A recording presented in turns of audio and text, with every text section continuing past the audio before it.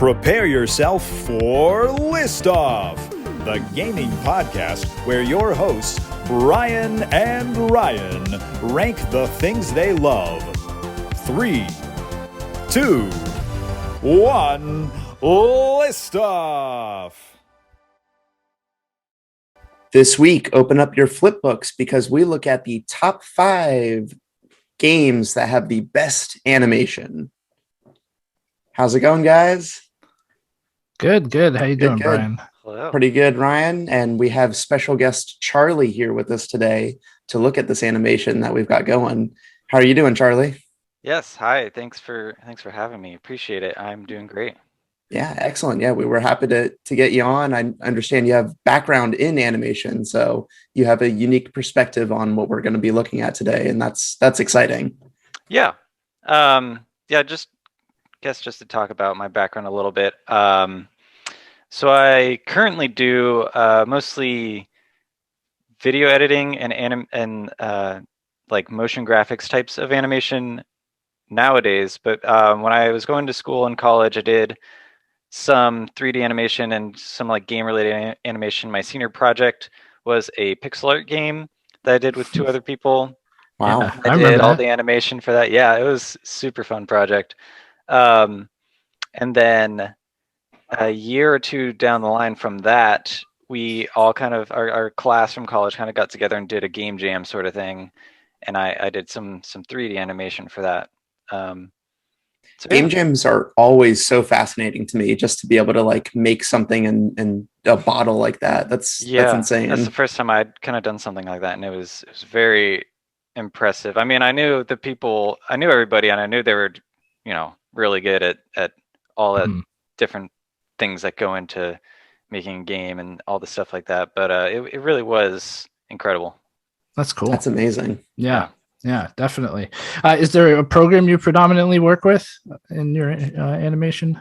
Right now, I use After Effects because it's all 2D and motion graphics is really that is the main one. 3D animation, I did Maya. Oh, cool. Yeah. Mm-hmm. And then I think for pixel animation, there's a bunch of different things you can do. I think I just used some free software. I think it was called like Piskel or something. Okay, this is a family show, so be careful. I'm just kidding. We can bleep that one out. Yeah. That's cool. I did some 3D animation with Maya in the past, and nice. It was tricky to kind of like get the ropes down and everything, but it's a very robust program, and I'm envious of people who can do it well. Yes. I remember one of the projects that I worked on was recreating the Seinfeld apartment. That was a lot of fun. Cool. No animation there, just like making all the different assets. Yeah. But yeah, animation was way more difficult when I like tried it. So that's awesome that you're able to do that.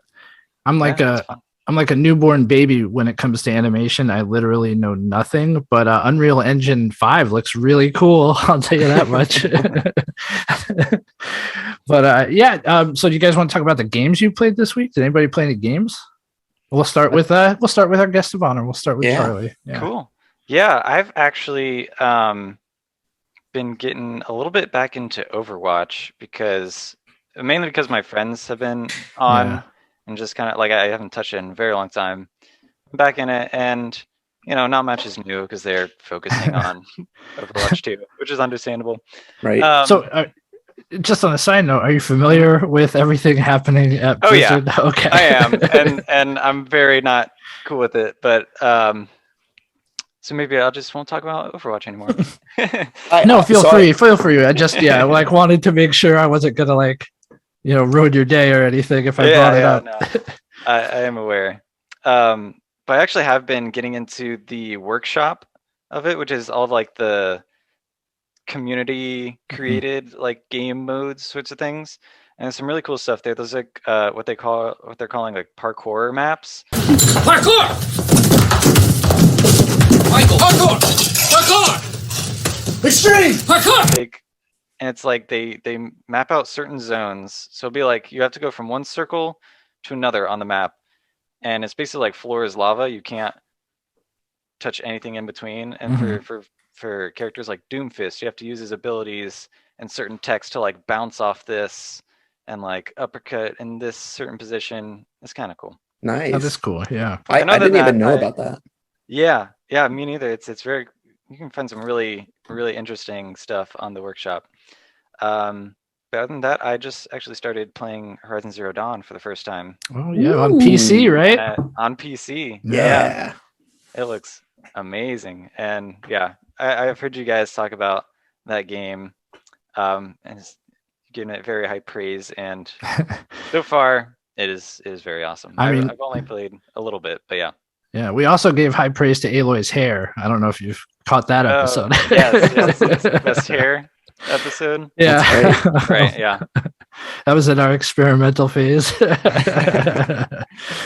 That's great. Cool, on PC, do you have a pretty good rig to run that? Does it look really awesome? Yes. I built a PC. I don't remember exactly how long ago, but basically in lockdown. It was one of the things that I did. And actually, can I interject and tell you a story? Yes. I specifically remember a day where I was messaging both of you about getting the same graphics card, and Brian got it. Charlie did not. So you can take out all your aggression now, Charlie, if you'd like to. I'm good. I mean, I got one that was like $150 cheaper, and it's still great. So nice. Oh, nice. Honestly, it's insanely cheaper now than since prices have been really up there recently. Right. Yeah, we addressed that last episode that things are actually like back in stock now, and prices are going back down, and that's always a good thing. Yeah, that's awesome. Yeah. So how far are you in Horizon Zero Dawn? Hour wise, or? Yeah, I've played like 2 to 3 hours. Not much. Very beginning still, but it feels really good. Yeah, there's a lot of interesting things that make you want to keep going too. Yeah. Yeah, I would say early game, use everything that they give you, because I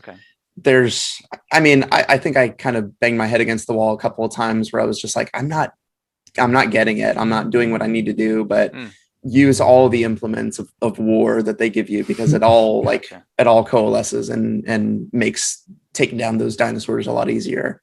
Awesome. Yeah. Liking the setting goes a very long way, because you will be spending a lot of time running around that setting. Right. Cool. Love it. Yeah.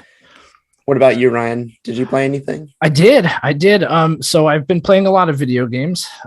Chivalry 2, Everybody's Golf, to name a few. Beat Saber, because I need a reason to get off the couch. And I love Beat Saber. It's really good. I also got picked up and played a few games, one being Dragon Ball Fighterz. I really wanted to see the animation prior to making this particular list. I will say it's not on my list, but if this were a top 10 list, it definitively would be. There's just a little bit lacking. It's a little simple at times, but it is very much like you're playing an anime. I mean, it's incredible. The fight scenes and the cinematography of those fight scenes is very grand scale for a fighting game. I also picked up a game and played through it last night called Oxenfree. Have you guys played this game? No. I played it, but I've heard of it. Yeah, it's an indie from 2016, and it's it's these kids go to an island to have kind of a prior to graduation party. They all have some things from their past that occurred to them, but it takes a very supernatural turn, very like X-Files-y turn. And it's a really cool game. It plays in about 3 hours, and I'm actually starting my second playthrough because they have an interesting mechanic where the second playthrough is going to be different, and it's actually going to be additive from the first playthrough. So I'm looking forward to see what they do with that. Would that have made your short game list had you played it? Oh, I don't know. I don't know if it would have. Maybe on this second playthrough, that'll change my opinion. It's a really good short game. I don't know if it would have made the list. It's very story driven, very dialogue heavy. There's not a lot you do in the game, but it's worth a playthrough for sure. I think right now it's $3 on the PlayStation Store.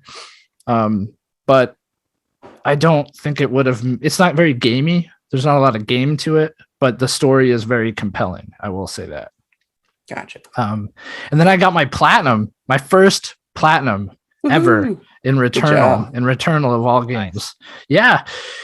There's just a few bullet points I want to go through. I almost gave up a few times. The Crimson Wastes in particular, those xenoglyph ciphers I was talking about last week, getting the last one, it was like I just didn't ever see the room that it was in for probably 20 playthroughs, and that was draining. And then finally I did get the room, and it was glorious, and there was a celebration. It was wonderful. And then I went to the last level, and I almost, I'm not a rage quit kind of gamer, but it's probably the most rage I have ever felt in any video game. Like almost throw your controller kind of rage. No. Well, I mean, I played 15 hours just grinding this platinum, and I had this last trophy left, and I finally, after like 10 playthroughs, get the room I need to be in and die before I could get to collect the thing I need.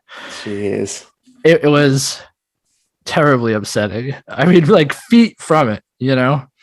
And I calm down, I get back in it, and the next playthrough, the room was there again. So I ended up like focusing on taking down the enemies instead of trying to get to the collectible first. And I got it, and yeah, I got my platinum, man. What a cool feeling, though. It's very rewarding, especially coming from that game. Yeah. That sounds like a butt clenching moment if I've ever heard of one. It was terrible. Wow. But I'm glad I did it. I don't know if I'll ever do it again. Somebody had suggested going for the platinum in Demon Souls remake. I love that game. I don't think I'm gonna go for the platinum in it though. That's a lot. Like that is a grind. Platinums are grinds. I have never gotten one. It's just a lot of work in most games. I used to care more about that, but just never really jumped into it, especially platinums. That's so much work. Yeah, I'm not a trophy hunter, but I literally just enjoy this game that much. Right. And I think the nature of how it plays helped it, because you have to play through these levels over and over and over and over and over again anyway. Right. And the gameplay is just so good. It's so good in that game. And I don't want to keep talking about Returnal, but did you play any games this week, Brian? So I did. I got a little heavier into the Ascent, and that game is really fun. It's pretty mindless. You're just twin stick shooting everything, and I finally got into kind of the upgrade system because it is very RPG heavy. You're getting points to unlock different things that they don't necessarily translate to, like, I don't know. Some of them are like more health, but sometimes it's just like better weapon handling, which what does that mean? It doesn't really tell you, right? But like it makes sense in the context of the cyberpunk world. So that's kind of cool. Like there's a lot of flavor to it. It is absolutely a gorgeous video game. The environments are really big in like essence, but you never see everything all at once because it is a fixed camera. And I think that's kind of how they get away with being able to have really detailed environments, is you can only see what they're wanting you to see at any one time. Which I think that's a big part of animation in general, is like only render what you have to, basically. But this game was made by 12 people, which is just remarkable. And it the detail just really shows. The lighting effects are really cool. I came to find out that the Xbox Game Pass version on PC does not include ray tracing, but the game still looks really good. They're probably going to patch it in at some point. Yeah. But it's only the Steam version, and I guess probably like so that wasn't in there. I don't know if actual Series X would have it in there. I forget exactly what I looked up on that, but I did play a little bit on mobile through the cloud. So that would have presumably been a Series X. Right. And it looked good there too. So, man. And then I did jump into, so I got a new iPhone, and they give you Apple Arcade for free for a couple months. Oh, sweet. And I jumped into Exit the Gungeon, which I was already a big fan of Enter the Gungeon. But this game, I don't know if it was made for mobile because it's on multiple other platforms, but it's a really good mobile game. And I have my Backbone, so I can have an actual controller. but it's a lot of fun. It's just a 2D side scroller where you're like ascending in an elevator, and the game auto shoots for you, so you don't even have to like worry about doing anything. And as you're just like on the elevator, enemies will appear, and as you get better combos of not getting hit, you get different guns, and they just change randomly. So you'll just be playing and it auto shoots, like I said. So it's like a true twin stick shooter. Well, is it not? Is it top down? You don't have to. So it's just a 2D plane. Okay. So like Enter the Gungeon was top down, right? 2D, but this is just from one perspective, just a flat plane. And you don't have to do anything but move and dodge. So it's twin stick in the you know, like you're moving, but your dodge kind of can go in multiple directions, but you don't have to press any buttons whatsoever, because the game is just like auto shooting to the nearest enemy, basically. Cool. But you'll just be playing and shooting at enemies, and then you'll get like a new weapon, and you have to figure out like, okay, well, this one is like doing a helix formation, and then this one is like throwing a big bomb every once in a while. So you kind of have to keep up with what kind of weapon the game is giving you at any one point. So I'll probably play a little more of that. That was a lot of fun. Just like I was getting an oil change, so what am I going to do? Just play a game. The future is now. Yeah, the future is now for sure. For sure. Fun. But yeah, game wise, that was about it. So, cool. Shall we get into our list then? Woo! Let's do it. All right.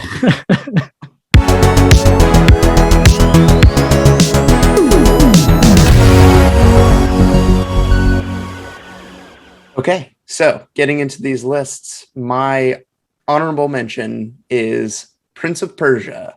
Oh, cool. So I didn't want to be accused of not going back in time anymore. So I got a little retro with things. Yeah.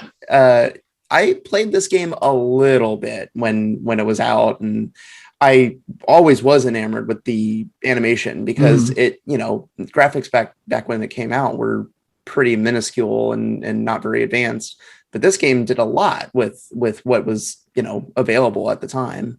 I remember just thinking like the character model is actually doing a lot of things that you wouldn't necessarily see in games of the similar era, where it was actually like going through a lot more frames of animation, kind of bending down, getting up, you know, whenever you were jumping to the ledge, like it seemed like a fuller animation than any other game where you were kind of like just moving around pretty statically.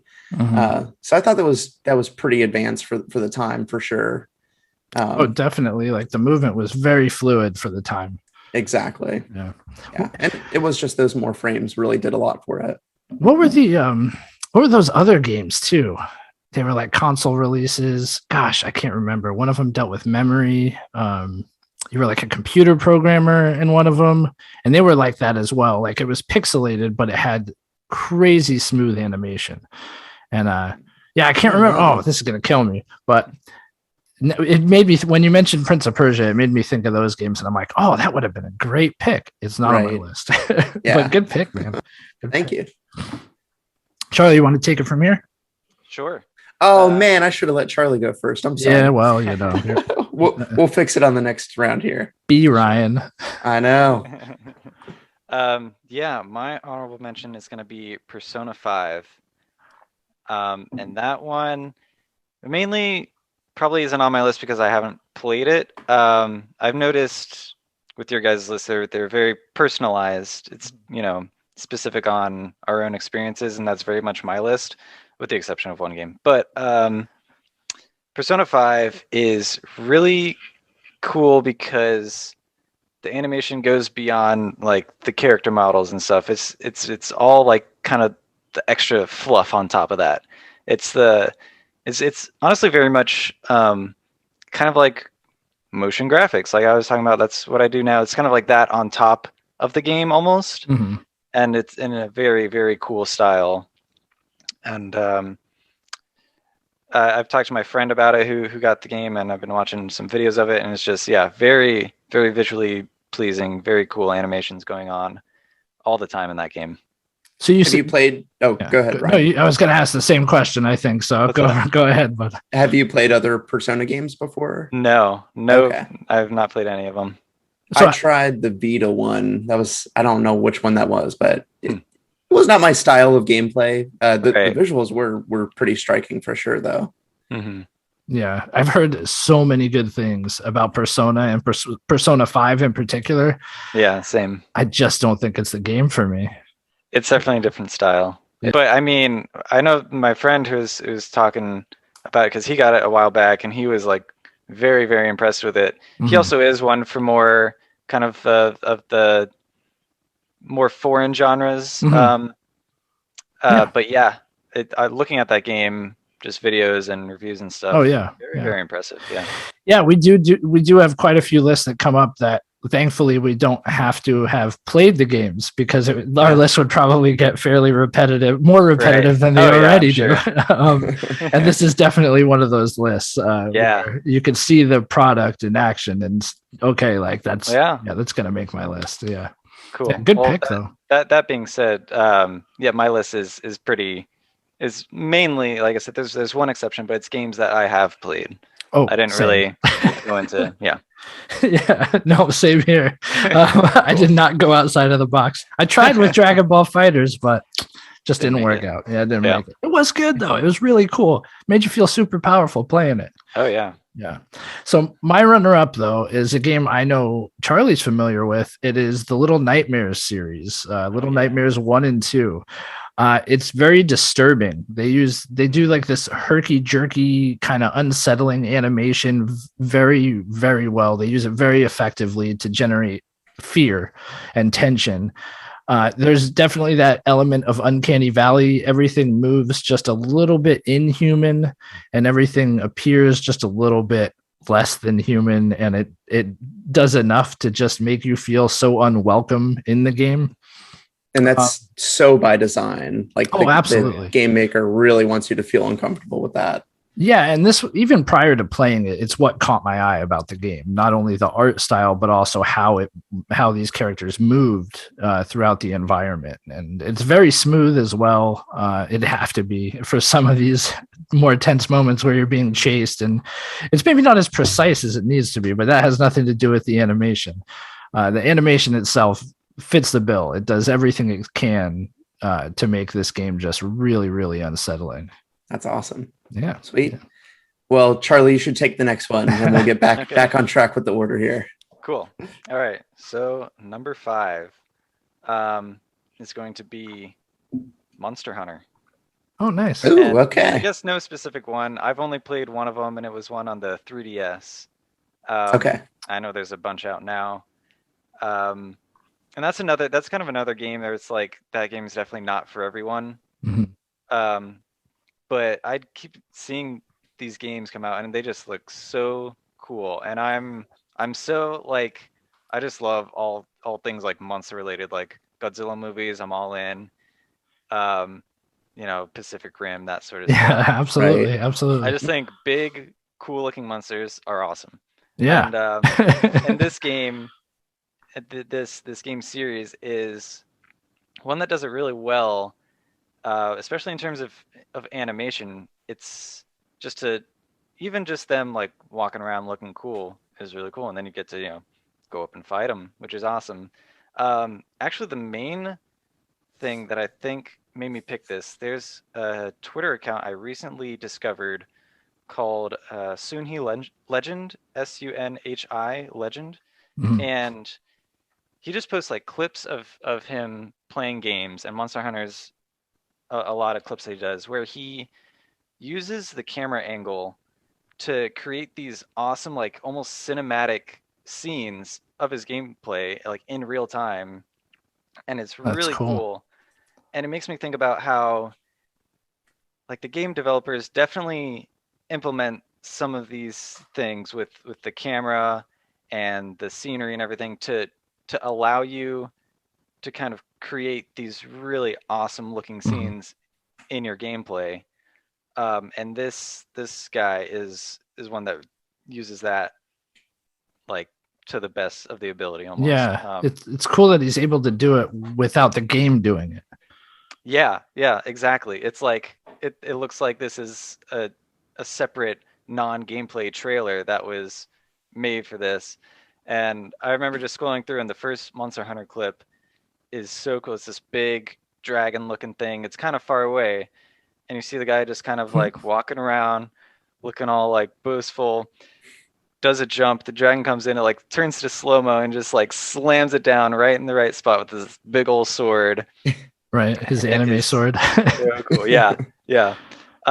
Another thing with like the animation in that game is the way the monsters kind of like react to getting hit, because they do, if I remember correctly, they kind of react depending on where you hit them. So if you're like hitting them the back left leg, that leg will start limping, and then that's cool.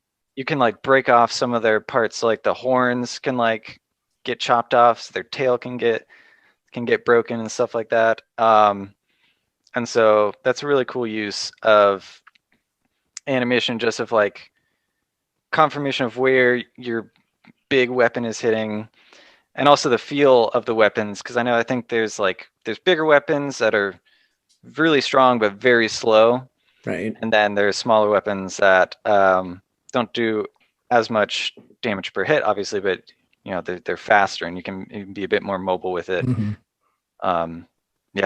It's good that animation's able to give those weight. And I know it's something we've talked about before on the show as well, is that doing that kind of cutscene into gameplay is something more and more games are doing themselves, right? So you don't have people on Twitter who have to do it, but it's definitely something that's very welcome. I love it when games do that. Oh yeah. I think the big thing about Monster Hunter, especially in terms of animation, is you have to be deliberate with your movements, because you only get certain frames of the animation where you're invulnerable or can actually like hit things. So you really have to know which frames you're able to do things. So it's part of the gameplay at that point. I'll let you go next, Brian. All right, so my number 5 is Time Splitters 2. And I was really waffling here because I kind of wanted to put GoldenEye, but I feel like I've talked about GoldenEye a good amount of times. So my main thing here is that these games, let's say the GoldenEye lineage, Time Splitters 2 being the one I want to focus on, the animation was really cool in that the reactivity of the enemies was wild for the time, at least when I was playing this game. And I had never really seen that contextual damage. So when you shot an enemy in the shoulder, they would have a separate animation for that, and they would have all sorts of different death animations. And I had never really seen that before. And Time Splitters takes that and like really cartoonifies it and exaggerates everything about when characters are just interacting with the world or getting hit or whatever. And I think it was equally impressive that there were so many different characters that were in the game, and each of them had kind of unique animations that were involved. I mean, there was like a monkey for one of the wackiest ones. But I remember just really taking to that and seeing like, I mean, there's so many different environments, and the game had all sorts of animations that were specific to each one that just made sense. But really that contextualized damage output whenever people got hit, and they would react accordingly. No, that's a good pick, man. Yeah, I remember that being pretty eye-popping at the time. Yeah. And I didn't think of it now. You got the retro list. Look at you go. Yeah, a couple more actually. So we'll see. Nice. How the turntables. That's right. So my number 5 is my dark horse pick. I don't think this will be on anybody else's list, but it kind of dawned on me as a possibility pretty early on, and I ran with it. So it's Jackbox. It's the Jackbox games. Okay. The animation is pretty basic for a lot of these, but it's plentiful and it's always different. So I'm I'm imagining it being a team of animators who have to work with a lot of different things, because each game within these Jackbox packs is very unique as far as art style goes. The ones that some are hand animated by the looks of it, in that style, kind of Ren and Stimpy kind of style. It might even be the person who animated that show. So it's already kind of endearing to me. And then some of them use clay, like claymation and stop motion. Right. And yeah, some of them are just like odd, like hot air balloons, and some of them are, it's just like this wide range of media being used to convey the art. And I can imagine that being pretty challenging for animators to have to work with so many different varied character models, or just like things in general to animate. I always find it very visually pleasing to play these games, and they're not really a game that has to be visually pleasing. It's more about the social aspect of it, but I always find myself watching the screen just to see what's going to happen next, like how these characters will be animated next. There's one in particular, Split the Room, with the cat, and it's like this cat, as you're playing, who's kind of the narrator of the game, shows up in any particular time you play it in 50 different ways, moving in 50 different ways, looking 50 different ways, and like that alone is so cool to see. It's just so unique and cool to see. And then there's some that are like super rudimentary, where they basically just like take your drawing and like stretch it out and like play with it, or like flip it. And I think that's fun too, because you kind of get a hand in that creation aspect of it. But Nice. yeah, I love these Jackbox games for the animation. Actually, it's a big reason I enjoy them. And then there's another one, Role Models, where they kind of dictate your personality traits. I think we've all played this one. I think I've played it with both of you actually. And it's really like poppy, bright colors, but very smoothly animated and very cartoony, and it's just cool. Like, it's just disturbing enough, but also like funny, and it's great. Like, these games do such a good job with it. Yeah. I really like, they have to convey a lot of information, because you said everyone's being social and might not be paying attention, but the animation really lets people know what's going on without having to sit there and be really attentive to it. So yeah, I think that all kind of goes hand in hand. Yeah, they pop these games out like crazy too. I mean, It's just one after the other, and it's got to be a lot of hard work for these animators, and they do a good job for sure, in my opinion. I mean, I also don't work with animation. Maybe Charlie would be like, it's garbage. Yeah. No, I do think it's great. Yeah, there are so many different styles in that game, thinking on it, and it does make me wonder whether it's like one animation team doing all that, or whether they kind of outsource that to different studios or whatnot for all of those different styles. Yeah, I don't know. It's a good point. Maybe they do. Either way, it's quality. It is. It's about number 5 quality though. Like, I'd put it true. There. Yeah. All right, so number 4, Charlie. All right. Cue the heavy metal music, because my number 4 is Doom.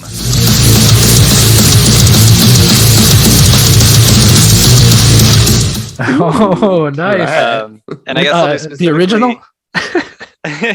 Yes. No. We'll say the reboot in 2016, because that's the one I've played, the one and only actually. And this was actually the first kind of higher scale game I played on my new PC after I built it. That's a good one to do. Yeah, I was wanting some sort of game where I could just kind of like run around, shoot stuff, see how smooth things could be on the new PC and the 144 hertz monitor. And yeah, I don't know if I could have picked a better game than Doom. And like I said, this is the first Doom game I've played, and it was awesome. The visual effects from like the projectiles is like, it's everywhere in whichever arena you're in, but it's super cool. Not just like your own bullets and projectiles going at the demons, but anything coming your way is cool. Just the look of the demons themselves and the animations they have are creepy and definitely very fitting to the genre. the power-ups that you kind of go around and can grab. I forget all the different ones, but there's one that like makes you shoot a lot faster. There's something like invincibility maybe, but then there's my favorite. I think it's called like Berserk, where you just put the guns away, get your fists out, and just go around. And that, of course, brings me to the glory kills, which is kind of the main animation point for these games, where the enemy gets low enough health, you can go up, melee them, and you get a little animation of you brutally dismembering this demon. And it's just always contextual, like which demon you're doing it to, the angle that you're coming at the demon from. Oh, that's like, cool. Yeah, if you hit them from the front, it's a separate animation from it, like you're ascending from above. Yeah, I think the ones from above was my favorite because it's just like surprise, and you're coming in and stomp their head off or something. Right. But yeah, it's cool that the game actually encourages you to do different angles too, because there'll be like little challenges for this level. Right. Get 3 different glory kills on this specific enemy, and so it's like kind of like, hey, we did a lot to make these animations look really cool, so look at them. Yeah, see them. Yeah. So I have to say, I've known Charlie for 7 years now, Charlie. It's been a long time, and I've come to think of you as family. Yes. I did not think of you as the kind of person who plays Doom. This is coming out of nowhere for me. No, it's funny because like as I know Charlie, and we've gamed together, like you're kind of like Legend of Zelda, Nintendo properties. Yep. So he busts out with Doom, and I'm like, yeah, Charlie, like talk about those kills. Yeah, I mean, pretty much when I got my new PC, I'm like, I want some games that I really haven't had the chance to play, because I never really had. I had a quote unquote gaming laptop for a while through college, but it was not great. It was a gaming laptop. It was a gaming laptop, and even for a gaming laptop, I think it had some issues with it.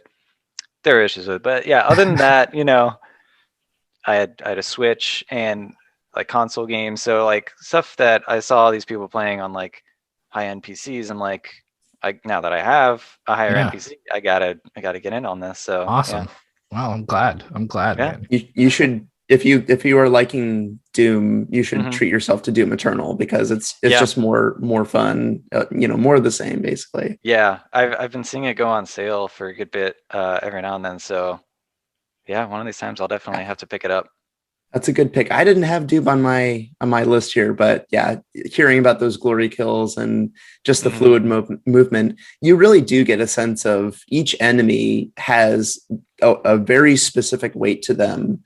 Like there's I think it's the Mancubus, which is just this big like hulking thing with 2 guns, and like you feel it in the room every time that it comes in. And then there's like these really agile ones that you have to shoot from the back. I think it's a Pinky or something, and they're terrifying because they just like run straight at you, and you have to really. I'm not big on like the horror genre, and I wouldn't really classify Doom too much as horror. But it is scary though. Like I was definitely scared at some points, like turning a corner, there's a big old demon just running straight at me. Right. But the game gives you so much power, and just the character of the Doom Slayer is just like, everyone needs to get out of my way because I've got like work to do, and everything's a nuisance, and just let me through, basically. Yes. Yeah. So that all makes it kind of comedic. I think you summed it up pretty well with cue the metal music. Yeah. Right. Yeah. Every time my shotgun clicks to the music here. A new thing I found on YouTube is like scenes from just all sorts of different shows or movies. Any action scene, it's like just that scene, but Doom music on top of it. Oh, okay. Like, just completely. It adds a lot. Yeah. So Pride and Prejudice with some Doom music makes it a different experience. Nice. Good pick. I like it. All right. So my number 4 is Ratchet and Clank. And I'm going with the 2016 version just because I love Rift Apart, but I haven't played too much of it. But I mean, obviously the animation is better than that. But Ratchet and Clank 2016 really just it's a Pixar movie. It's playing a Pixar movie, and they, oh my gosh, just even, cutscenes look gorgeous. Just regular gameplay looks amazing. It's very cartoony, and they really dive into that with the just exaggerated movement of all the characters and enemies, and everything about the game is just dripping with style. And the animation is, I think, a huge part of what makes that successful. Yeah, it's a good pick, man. I mean, if you don't mind me chiming in here, I would say it's not so much a Pixar movie as my number 4, which is Ratchet and Clank Rift Apart. Perfect. But it's kind of what you said, but I actually have almost like not a counterpoint per se, but like for me, it's more of the understated, non-exaggerated scenes that I think really shine. It's just so smooth and natural. They have that fur like movement, and it's those times when the animation's understated that really ground every other animation in the game. And I think Rift Apart is more grounded than 2016 was. It seems like there are fewer exaggerated animation. There's one when they jump in the ship that is extremely exaggerated, but it really stands out among the other ones. And then they have that dash in Rift Apart that's just like incredible. If you pause for like photo mode in the middle of a dash, it only looks that much cooler. And not to mention all the weapons, how they shoot, and the sheer amount of things that are animated uniquely on the screen, all happening at once. Rift Apart also has these Uncharted-esque moments that I think 2016 didn't have as many of. It did have some, but not kind of what Charlie was saying earlier, how, the games, this guy did it himself, but the game ties in this kind of cutscene animation into gameplay, and Rift Apart does that in spades. I mean, it happens a lot. And yeah, I just think it's so smooth, and it is, like Brian said, it's like a Pixar. It's like playing a Pixar movie, and it's beautiful. Beautiful. Cool. So it sounds like Rift Apart, maybe the animation doesn't get in the way of your enjoyment. Like, you don't notice it as much because it's exaggerated, but it's more successull because of that. Well, I mean, the enemies are still exaggerated, that's like they were in 2016. But as far as the playable characters, they tend to be just a little more grounded, especially when you get the dialogue and the scenes between characters and things like that. And it just comes across as very genuine. Because I mean, look at like Toy Story 1 versus like, I don't know, Soul. It's just like, okay, Soul just looks like everything looks perfect and real. And yes, there's exaggeration to it and in the character designs, but they didn't have to do it in the same way that they did for the Toy Story. Yeah. I mean, there's these like between Rivet and, or Ratchet and Rivet and Clank. It's just like, this is how people move when they talk. It's so well done that you don't even think about it. You just think you're watching people talk, even though it's this Lombax and, whatever he is, like Destructobot or whatever. Right. It's pretty funny, dude. But it's really, really good. I mean, it's something to see, and it definitely highlights what the next gen of consoles are capable of. But you guys are both PC users, so I'm preaching to the choir here. If I could nerd out for a second on some animation stuff, just speaking about kind of exaggerated animations. So there's a principle in animation that's probably pretty well known, but it's called a squash and stretch, and it's basically just that exaggerating certain parts of a character model or something to kind of highlight that movement. So I played a little bit of Ratchet and Clank a while back, but not too much. I feel like it does kind of incorporate that either for enemies or for certain movements, like probably like the melee attacks. Melee and jump, I would say. Yeah, if you're like swinging, if you like pause on a frame, you'll see the arm is like twice as long as it should be or something like that. And a really funny thing is to look at, and it does give it like kind of a more cartoonish feel, which obviously fits some things better than others, but I think it honestly even helps with non-cartoonish things just to make that animation look that much smoother. It's almost required to So if you look at, I think the Overwatch like highlight intros, there's videos on YouTube you can see him in like slow motion, and like McCree does a roll for one of his intros. If you pause it, you'll see his face is like the length of the screen, all stretched out, that you wouldn't notice watching in real time. But you see it frame by frame, and it looks absolutely ridiculous, and it's hilarious, and also just very interesting how having this squashing and stretching and complete distortion of like body parts and things actually makes an animation look smoother. It's very cool. Very cool. That's good, interesting. Good insight. Yeah, definitely. Yeah. Definitely. Sweet. I want to look at those YouTube videos and see that in action. Yeah. That sounds fascinating. Yeah. It's yeah. It's for like hearing you mention it, it's like, yeah, no, that makes perfect sense. Like it happens in more games than I'm probably even aware of. And it's just so subconscious that some you can clearly tell, but others it's like, wow, you don't even know it's there. Mainly for like fast motions. So for things like jumps and like big swings and stuff. It just adds a lot to the animation. Very cool. Very That's cool. Awesome. I guess that leads us into your number 3. We're in the top 3, boys. Let's go. Top 3. I am staying in the underworld here with Hades. Oh, wow. Okay. Yeah. Hades is another game I recently played. It's been out for a while. Mm-hmm. I only just picked it up a few months ago. And yeah, it's awesome. I kind of knew I'd like it. Very cool take on the whole roguelike games. But the animations are very, very cool. Just the simple movements of walking around and like Zagreus's like flame footsteps things. Right. Everything's very smooth, very cool looking. And then as you get into the game, there's so much going on, right? So many enemies, a lot of craziness happening, but it's honestly, I think because of the animation and the visual effects and what they do with it, it's not hard to kind of lose sight of what's going on. You can still kind of tell everything that's going on. Obviously, there's like a bomb that was thrown that you might not have seen, but I think that's just part of the game is unexpected damage. It's like that you got to kind of look out for.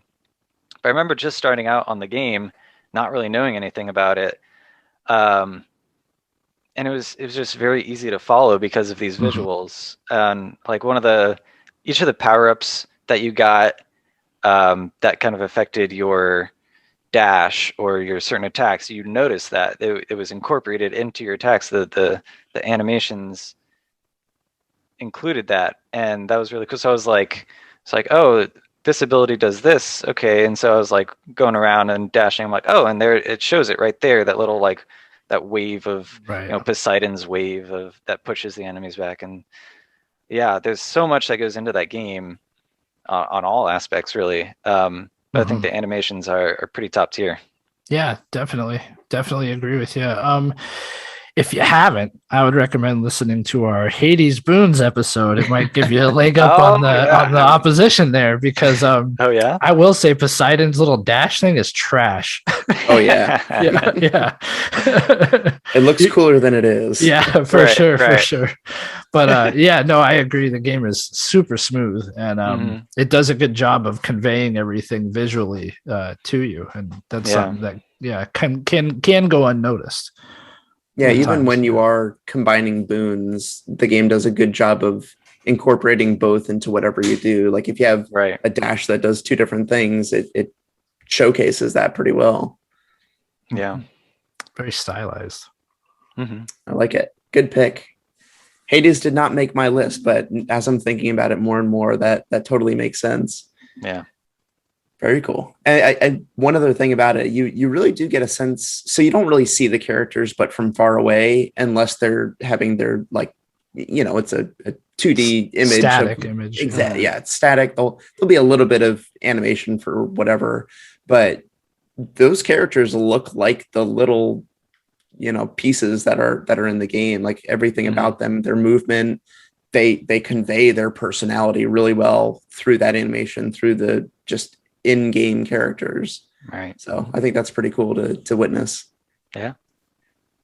All right. Well, my number 3, going back again, we got Donkey Kong Country. So Very cool. 1994. This blew me away as a kid because, you're coming from Super Mario World, just any, NES game, Super Nintendo game. And then we get actual 3D models in a video game, and they're using this technology that no one's ever seen before. I think Jurassic Park, the movie, incorporated some of the same technologies, but they're actually doing wireframe 3D just visuals and then putting a skin over it. And it looks realistic. And like at the time, Super Nintendo is doing crazy things that I didn't even know were possible. And it even gave just the textures and movements looked better than early N64 games where you're getting full 3D environments. They really perfected what you're actually looking at, and you get that smooth animation that other games were still struggling to do. So I think you get so much information from the smooth movement, and every enemy has their own walking animation that, again, you can see the heft to them, from like a little claptrap to one of those big, I forget what all the enemy names are called, but Clubba, let's say, just walking around, you can feel that just playing the game. And even the Rhino, Rambi, just run around with him. The screen will shake and feel that weight. You really do feel it. And even just between Donkey Kong and Diddy Kong, there's just you feel more agile. It's amazing. And I didn't include this on my list, but looking at Super Smash Brothers, you're using the same controller to control 80 different characters, but they make it feel differently in each instance of that. So micro scale here, but Diddy to Donkey, it's crazy how different they feel based on that. Oh, groundbreaking for the time too. I could call you a rare fanboy, but I won't, because it's definitely worthy of making this list. I think you're doing a better job of paying retro games their due, because there are none on my list. I will say that. Okay. Switcheroo here. Yeah, it's kind of funny. And it's good too, because I was afraid we would have similar lists. Not because we like similar games, but a lot of my list came to me as kind of of course this is going to be on my list. So I was afraid it would be on yours as well, but I'm glad it's not. I'm glad some of these are not. I will say I might catch flack for Returnal not being on my list, but man, I talk enough about that game. There is some beautiful, beautiful animation in it though. Definitely. Especially when you get into tentacles and the teleportation animation. I just want to put that in there, because I don't want people to feel like it didn't get its due. But Charlie, you mentioned squash and stretch. Is that right? Yep. Well, I think there's a game that uses it to the greatest ability when compared to any other game out there. And the game I'm talking about is Luigi's Mansion 3. Yes. Yes. Yes. Yeah. In contrast to Ratchet and Clank, almost everything here is exaggerated, squishy, elasticy. The ghost animations are almost tangible. All of the Luigi expressions are so exaggerated and squishy and stretchy. You feel like he's a real character. You get so much sense for who he is just by his reactions to things in this. I'm sorry. Are we talking about Luigi or Gooey? We're talking about Luigi. Luigi is notoriously reactionless. Okay. Right? He just kind of stands there, things bounce off of him, and it's comical. But he has that jiggle, and he has those really squishy physics when he goes through tubes and tunnels or grates. I just think there are these little simple scenes of Luigi using a key, and it's this animated cutscene, and it's super, super adorable and endearing. And then they have these more elaborate cutscenes, and you just get a sense of this like reluctant hero from Luigi, and it's conveyed in everything from how his eyes are animated to his body movements, and it's phenomenal. And it matches with who the character is as far as like his animations in Smash. You know, all I could think when I'm playing that game is this is that same character, 100%. The same character who does that running dash where he kind of tilts his head back and closes his eyes and swings his arms. Like that is who I'm playing as, right? And gosh, this game like really, really wowed me on that front with the animation. It was way better than anything I had expected. That's a great pick. Yeah. I like that. Yeah, agreed. Yeah, Nintendo and kind of like Mario games in general, I definitely use a lot of that squashing, stretching. I feel like even ignoring the whole Luigi part, like just Luigi on his own is very, very bouncy. And even in other games, I've been playing a little bit of, what is it that they just, with Bowser's Fury, is it the Super Mario 3D World? Yeah. Playing through that, like even just like coming out of a crouch, you do like a little like bounce, and it's very noticeable, but it's very much like the characters they've created. So yeah. Yeah. All right. Your turn, Charlie. All right. Number 2. Yeah, we're getting up there, man. All right. This is the one game on my list that I haven't played, and you're going to hate me for it. That I haven't played it. It's Cuphead. Oh, okay. I don't hate you for that. This is actually my number 2 as well. Yeah. Even though I've never played it, it was a must-have on the list for obvious reasons. Got the classic hand-drawn animation style. It's so impressive. I've seen plenty of clips and things from the game to know that this was quite the feat in the gaming world. Yeah. I mean, forget. I saw a video of like the flower doing one like 2-second animation was like 50 drawings worth of work. Oh yeah. It's just unbelievable. It's insane. Yeah, I think there are only a few things in the game that are actually animated digitally. Aside from just those few elements, it's entirely by hand, which is just incredible. All of it. That's super cool. Yeah. And I think it kind of sets a precedent for future games and animation. I think we'll probably see more of that. And I think it exists already in some other games. Yeah, I know some games have pretty much copied it. Yeah. But yeah, I'm just as someone with interest in animation, I am very excited that game just exists. Yeah. Even though I haven't played it, I will play it one of these days. I'll definitely get around to it.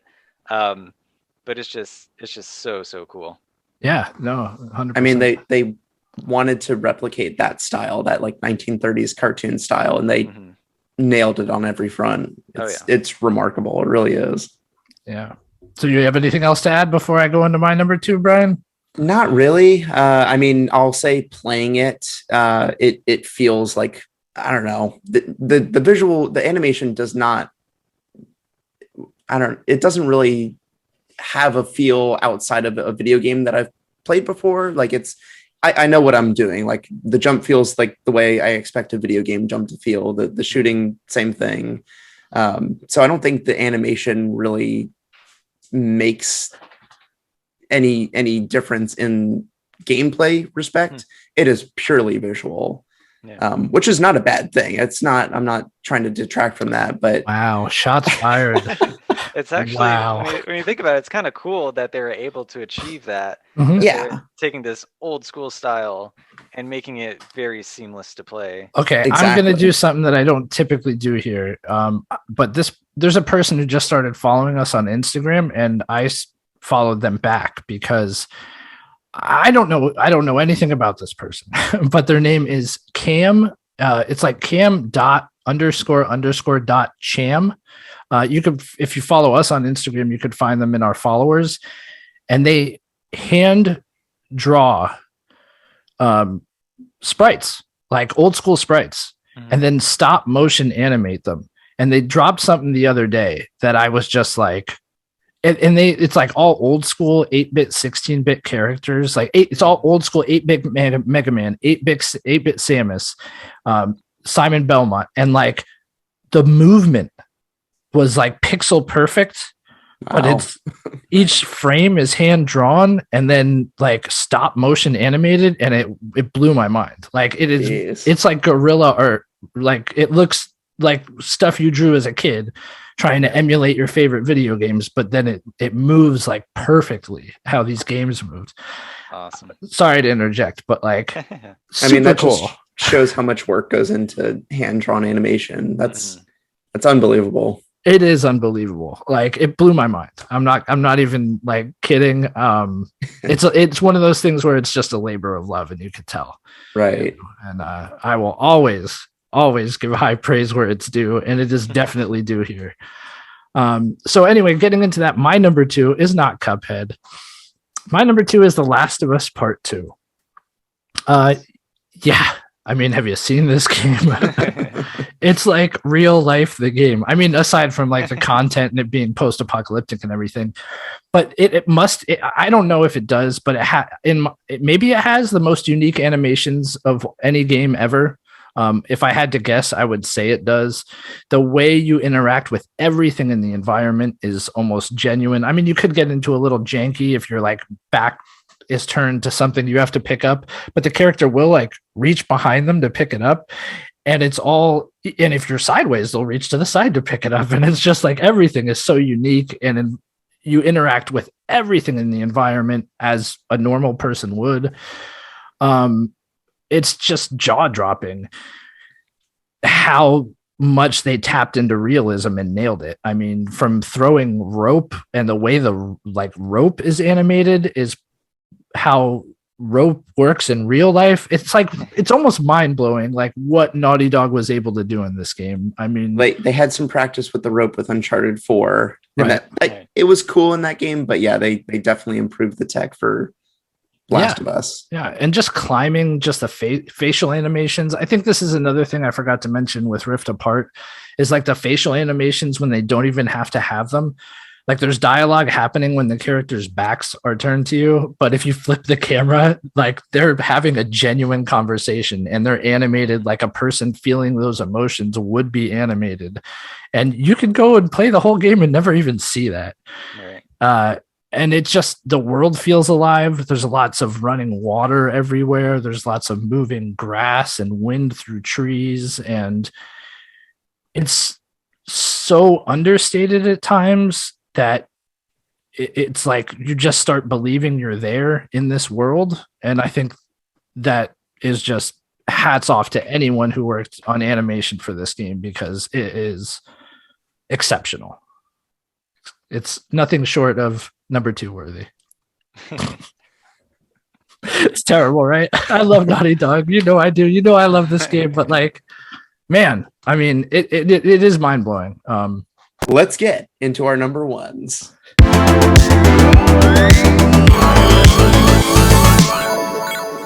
Starting with me. Yes. Yeah. Go ahead, Charlie. Take it away. Yeah. Number 1, I decided on Smash Bros. Oh, and nice. I'll go ahead and say Ultimate, because it's the most recent, so the animations are going to look the best. But even it kind of applies to all the games why the animation is so important, and it's because it just feels so good on all the moves. And it's important for both casual players and hardcore players, the animations. It's important for casual players because the moves are satisfying to use, and to just, especially for people who've like never played Smash and they just button mash, it's still cool to see them do all the moves. And it's extremely satisfying when you hit any move, especially ones with like a really big wind up, like Donkey Kong's big punch or slam, or the Falcon Punch, of course. And as the games have progressed, they've gotten more flashy with kind of the visual effects on the moves, and some of the moves are fun to use just because they look cool, just because they look awesome and they're very flashy. And then of course the final smashes are just all animation and over the top, of course, but it's just so fun to see. And the animators had a lot of creative freedom there, just kind of doing whatever they wanted, no matter how ridiculous. And that's always fun to see. And then getting on the hardcore side of things, a lot of that kind of still applies, but literally every single frame of animation matters in the hardcore scene and in the competitive scene, because players will study each move, seeing how long it takes to hit, where it is on the hitbox, where it's hitting, how much time there is after you use the move to where you can't use another moves, and then to see what potential there is for combos or any moves that'll launch them off the stage. It's all about those frames. All about the frames. So it's a very interesting standpoint from an animation side, because it's a combination of balancing the game, right, and these moves, and making sure it's not super overpowered or underpowered, and then just making them look really cool while you're doing them. And as you mentioned before, there's so many different characters, and one controller with the same inputs, all doing maybe some similar, but all different things with the different characters and the different weights of the characters and speeds. Is just like walking around with Mario versus Bowser is a completely different experience. Yeah, and how many different animation states there are for walking, running, idling, changing direction, sliding to a stop, jumping, landing from that jump. And this kind of applies to a lot of games, right? But especially shield in Smash. Shield breaks, yeah. Just like every movement matters in this game, and it's really cool to see. And if I can give a bit of a shout out to a friend who's doing a sort of Smash-like game right now. 100%. Yeah. But he works in VR, and he's been doing kind of animated shows in VR. They're in Oculus. It's Studio Syro is the studio there. How do you spell Syro? SYRO. Okay. And they have it's called the Tales of Soda Island, is like their series on Oculus right now. And it's super, super cool. They do all the art painted in VR, and I think it's all animated in VR as well. I was on Discord with him not too long ago, and he was kind of walking me through it, and it absolutely blows my mind. And if you have VR and access and are able to watch these shows, you 100% should. But he's actually working on a project right now that's a community-based project, and it's sort of like fighter style, very much Smash Bros. Like.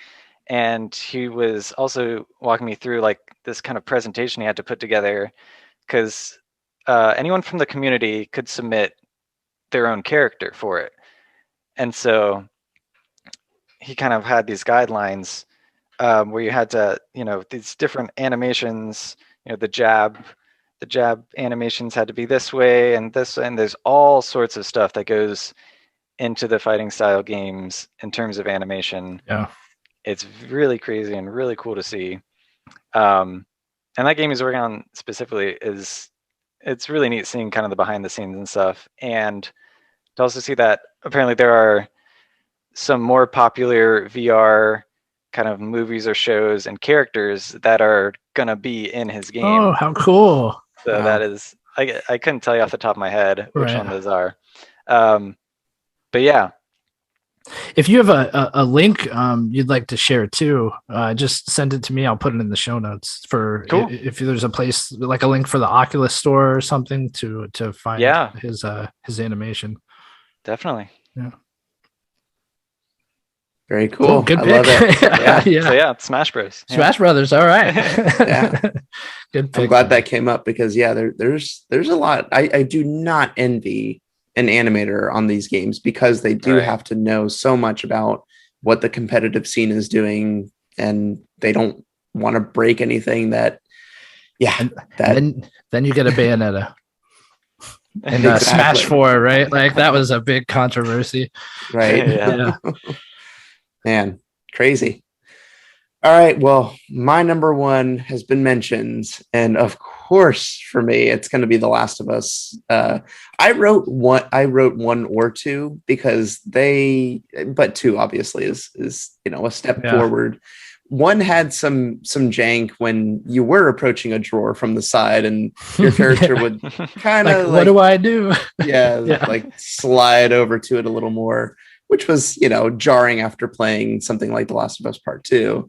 But I remember specifically when we were talking about The Last of Us moments in one of our podcasts that I was just so enamored with the way like you could just jump into a dive and get on the roof and like we're sniping people, and then you could roll over and like reload. And it was like thinking about how would a character be on a rooftop sniping? How would they reload? Like, yes, getting on the back, you're still like all the way down as close as you can to the surface, and reloading looks like this in real life. And just like little touches like that really blew me away. And it made sense in the context of the world. And I saw a GIF, and I will say GIF because that was the correct way to say it. Creator says that. Actually like riding on the horse in the snow level and only touching the bottom branches of a tree, the snow will only fall off of the branches on the bottom. Wow. And if you go into it more, more will fall off. And I just think that's a crazy amount of detail that it's so remarkable to see that level. And on a PS4, we're getting this level of detail. So it just, oh my gosh, I can't even imagine Naughty Dog PS5. That's going to blow me away. I have to say, with the PS5 patch, it looks like it belongs on the console for sure. But it's funny that here we are talking about all these amazing animations, and they are, and neither one of us even mentioned the cutscenes, which are like even more incredible, right? That's because it's seamless. I mean, from cutscene to gameplay is like, I know that there's major differences going on, but like you said, I mean, characters are still making faces all the time. And even the movement, like, there are other games that do that seamless transition, but in a lot of ways, the character models don't move as well as they do in this game. Right. Like the jackets and like things hanging from your belt flow like they would if you're running in real life. It's incredible. When you had mentioned reloading from a crouch, if you get up from like behind cover and start running, whoever you're playing as starts running in like a crouch, like they're ducking from gunfire. Right. Because it's like this. Yeah, they're just always aware of the situation they're in. And it's incredible that they were able to convey that so well with the animation. Yeah. Good pick. And I mean, this game is the culmination of all that Naughty Dog has done before, because that happened in Uncharted 1. I remember like just being up against cover and not being like fired at yet. But then the moment like a bullet whizzes by, like Nathan like kind of ducks and holds his hands up and is startled. And that happens all the time in The Last of Us and every single thing that happens. Yeah. So are you a GIF guy or a GIF guy, Charlie? Oh, I mean, I don't want to get in between any. No, that's why you're here. That's why you're here. Hold on. Yeah. Do we have to end the show right now? Ryan has a bunch of questions that are. Well, we'll get to those. Tiebreakers. Let's see. No hard feelings. Yeah. Sometimes I feel like it might be either one, just depending on whatever my brain is doing. But for the most part, I would say GIF. Okay. Yeah. I appreciate you trying to be very political about it, though. Yeah. In the name of the creator, he's wrong. Who has created it. The creations become something else when they get into the hands of other people. If you create something, the internet sometimes it takes over. It gets out of control, Or George Lucas. Exactly. So my number one has been mentioned before, and of course, it's Cuphead. Yeah. I mean, like, Nice. I was convinced this would be all of our number ones, and I'm glad it wasn't. Don't get me wrong. I think Smash Brothers deserves to be, and it wasn't a thought for me just because of my personal experience with the game is lacking. But it's incredible what they were able to do, and needless to say, The Last of Us Part 2, you know, we could talk all day about that. But of course, it's Cuphead. Like, come on, it's the purest labor of love in maybe all of video game history. This game, I mean, literal years of hand animation.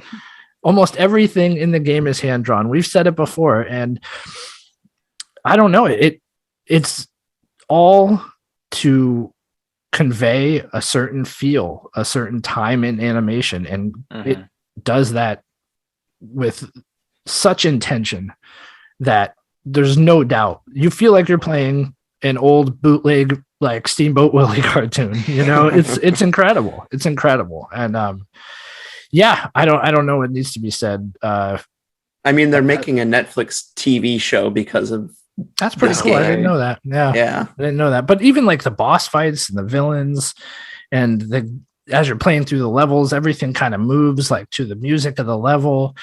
And it's nothing short of the best thing I've ever seen when it comes to animation in a video game. This is the number one. And I think, I get that, you know, I can see why you'd choose games over it. But for me personally, I think just because of the effort that went into it, I couldn't bring myself to choose something over this. It very likely would have been my number one had I had experienced it all. Yeah. Even the overworld, it's like, I mean, I would highly recommend it. It is a more difficult game, but it's nothing that can't be, you know, you can definitely push through it. It's all memorization, very much like a lot of these retro platformers or retro, you know, Mega Man types tend to be. It's just learning enemy placement and then trial and error again and again and again. But I would recommend it 100%. Yeah. So I do have a few questions for you, Charlie. Sure. Are you ready? I am ready. All right. So I'll start with maybe a difficult one. Okay. So what made you want to pursue animation as a career? Was there a particular movie or game or something that you were like really inspired you? I don't really think there was anything in specific that made me go, yes, that is what I want to do. I think it's really just once I got into it. So in college, my degree is in digital arts and sciences, which is a lot of different things.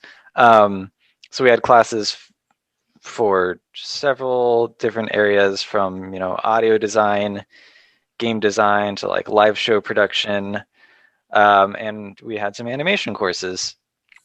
And it's just kind of, once I got into it, I'm like, this is really cool that you can just take something or even make something yourself, which is kind of that's the whole modeling and rigging. There's, so much work that goes into the end product, but that you can just take something and make it come to life was just so cool. Yeah. And I always knew I kind of wanted to, whatever I ended up doing, I wanted to kind of work with computers somehow, just doing something.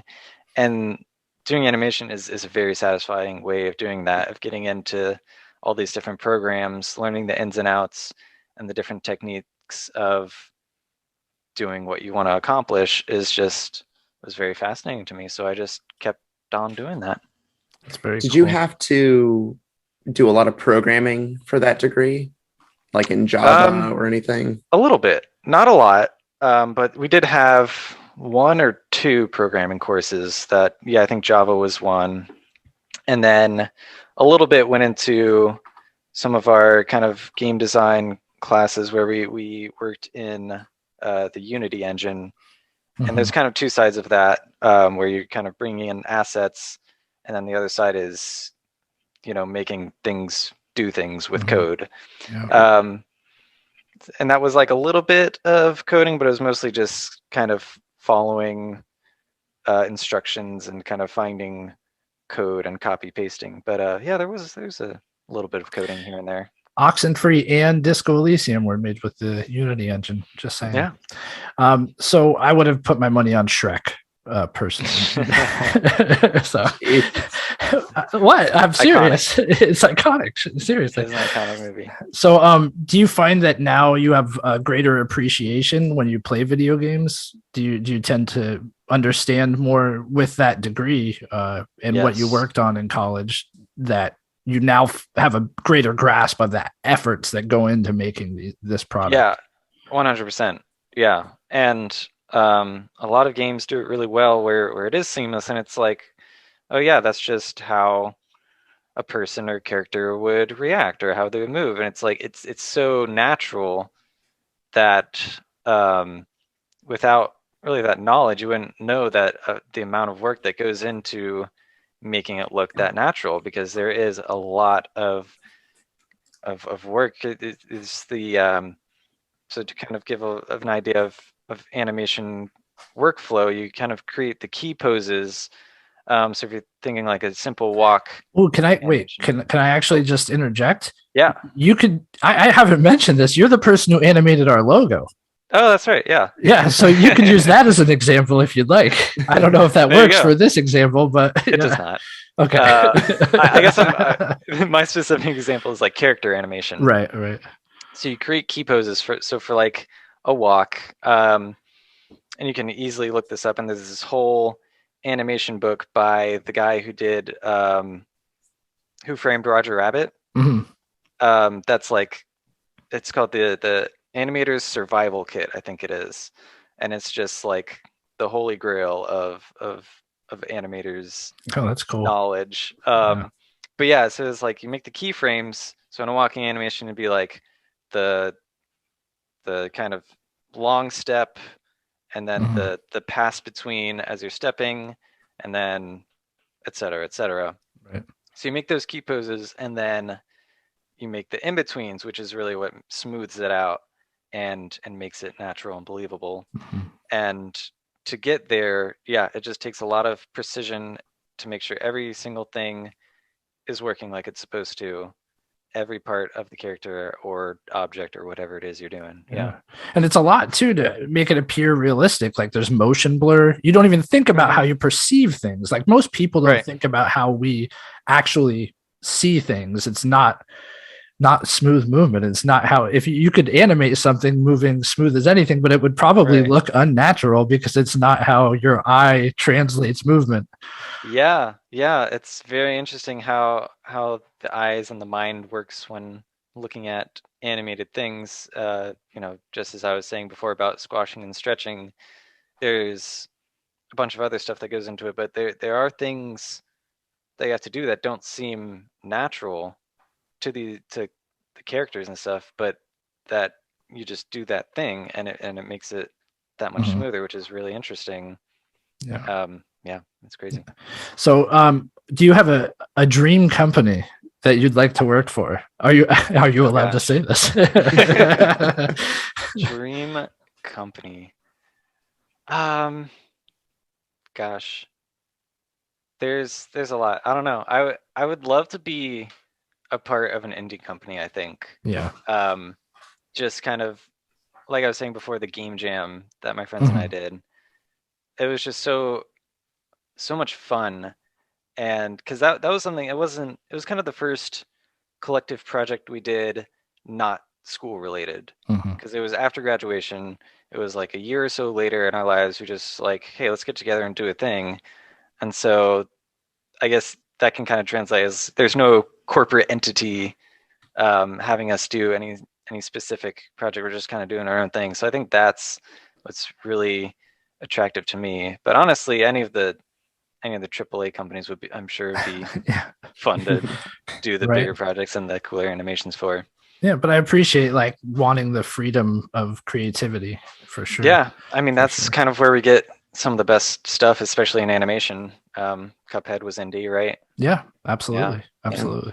Hades, same thing. I mean, Supergiant is a very small company. I mean, they've grown over the years, but they definitely are deemed indie at this point. Right.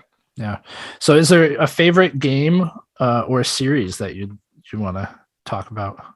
Or what is your favorite game or series? You don't have to talk about it, but gosh, I mean, you kind of said a little bit before, but I'm a big Zelda fan. Any and all Zelda games, I'm all about it. Yeah, have you played the HD Skyward Sword? I have not actually. Yeah. I did a little. I think on like the with your My Nintendo points, you can enter a little giveaway, and they had one for Skyward Sword, the game, and a couple extra things. I entered that. I don't think I won it. But yeah, I mean, I played through. I'm kind of weird about kind of the remakes and the remasters. I think they're great, but for me personally, I don't usually pick them up if I'd played them before and gone through it all. Nintendo does that. Like, hey, we'll charge you $60 3 times for the same game because it's got like a new level of polish. Yeah, I'm reluctant for that as well. Like, I could get games on sale that aren't made by Nintendo. Right. Yeah. No, I understand. So just a few more here. And just real quick, I want real quick, like genuine answers. Is Funky Kong a surfer or a biker? I'm not snappy lore, Charlie. I'd say surfer. Surfer. Yeah. Wow. Right answer. I'd say you're wrong. Do you prefer inverted controls or are you a normal human being? Okay. All right. That's framing. Jeez. Non-inverted. All right. My bad. But honestly, I feel like I could do either one, which is probably really weird to some people. Oh, that doesn't make any sense to me. You're like ambidextrous in a video game sense. Right. But growing up playing old like PlayStation games, I feel like some had one setting and some had the other. That's true. And I think Spyro was one that maybe the default was inverted for when you're flying around and stuff. Yeah. It was definitely weird, but young me was just like, oh, well, can't do it. I don't know if you could change it in the settings, but I didn't know that at the time. So I was like, just got to adjust and do it. So I prefer non-inverted, but I feel like I could adapt. Yeah. Oh, that's pretty cool, man. One of a kind. Ryan, are you like me? I mean, I feel like you're like me where we were getting angry at each other for having to switch over inverted controls with Returnal. So and Ratchet and Clank, don't forget that. Yeah, I think it does not work. When you left, I turned on Ratchet and Clank and I was like, "What the heck is going on here?" Yeah. But games default to non-inverted for a reason. It was a game recently that I know you've been published in Nintendo Power, but be damned. I know. There was a recent Nintendo game, I forget which one it was, but you could not switch to inverted, and people were like, "Not buying it. If I can't change it, then forget it." Yeah, and that's where I'm at. Yeah, I get it, I guess. So, Charlie, before we say goodbye, do you have anything you'd like to shout out in particular? Anything else you'd like to chime in with before we go? This is your chance to get everybody on your socials if you have them. Oh gosh, I do not do social very well. I have an Instagram, cboothby_animation, CBOOTHBY, that I created to share my animation stuff, but it's a few years old, and so it does have some of the things I talked about though. The pixel art senior project animations I did, I think, are on there. And the Game Jam animations are probably on there. And a couple other things. It's cool. Not much, and it's old and outdated, but maybe I'll get back to it one day. Very cool. Well, hey, we all have our normal work, which ties us all up. So I totally understand. Totally understand. Well, if you want to look for us on social media, we are on Instagram at Listoff Podcast, on Twitter at Listoff_podcast, and we also are right here doing a podcast. And if you want to email us, we have an email at listoffpodcast@gmail.com. There you go. I guess that's Beautiful. The show. That's the show, guys. Yeah, good job. This was a very animated episode. I really felt like it brought me to life. right? I just know that I've been squashing and stretching a lot. All right, maybe let's keep that to ourselves. The camera doesn't go quite that low. Oh, I've been squashing this whole episode. All right. On that note, I hope everybody has a great week. Bye.